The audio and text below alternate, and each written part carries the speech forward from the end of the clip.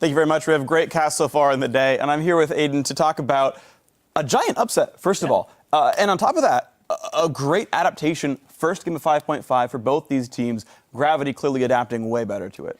Yeah, and TSM really didn't try anything new, right? I thought they were going to try something new after Katowice, and they're like, all right, we're going to keep innovating on 5.5. Instead, they go back to put Bjergsen on a carry middle and try to have him run away with the game. And Gravity played exactly the way they should have against that. You know, Keen, he overdived at one point, but Urgot, I think, is a fantastic pick against Zed. Like, as soon as he ulties in, Noxian Corrosive Charge your feet and R him so that he will eat that Noxian Corrosive Charge. And then you just Acid Hunter, and you have extra resistances, you have a shield. It's just a great counter pick. Yeah, and it's cool to see sort of the stylistic team comp as well. Like, Assassins, as a class, tend to be weak to Bruisers.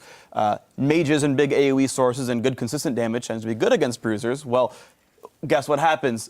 You've got Zed, you've got Mundo low damage threat in the top lane up there. Rek'Sai who's building tank items second. Like, at a certain point, just Urgot and co stop dying. 3 Ninja Tabbies on the top lane of the jungle. All AD against them, yeah. Right, all AD as well, except for Mundo trying to like throw cleavers at people. But compositionally, we're now seeing teams able to pick champions that work well against, hey, let's go blind pick an assassin mid. Well, guess what? There's stuff out there that beats it now. Yeah, I'm actually really excited about that. Kobe was talking about, he's like, I'm just in love with this week of League of Legends, and I can't agree more. Yeah. There's actually a replay I want to pull up on the telestrator here for you guys. This was kind of the fight that turned it all around for Gravity, and we'll just start rolling it out here at the start, because this is just the setup for it. Bjergsen uses his shadow over the wall, and then he ulties Bunny Fufu, and that's where Bunny Fufu flashes away. Saint immediately zones them, and this is very crucial right here, because if you look at the minimap, Dyrus has...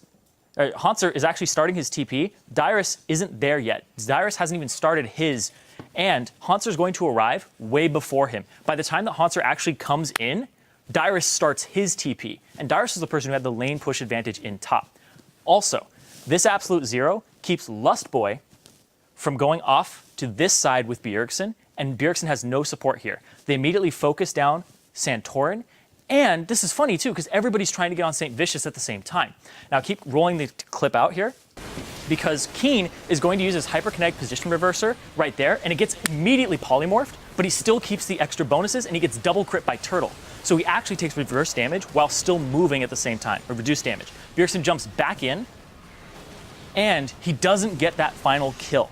We end up seeing that Keen is able to back off, Bunny Fufu is able to back off, and they just clean that up very, very neatly with Hauntzer coming in to zone the back line. Cop was not a target in that fight. They were like, let's go after St. Vicious, get Saint.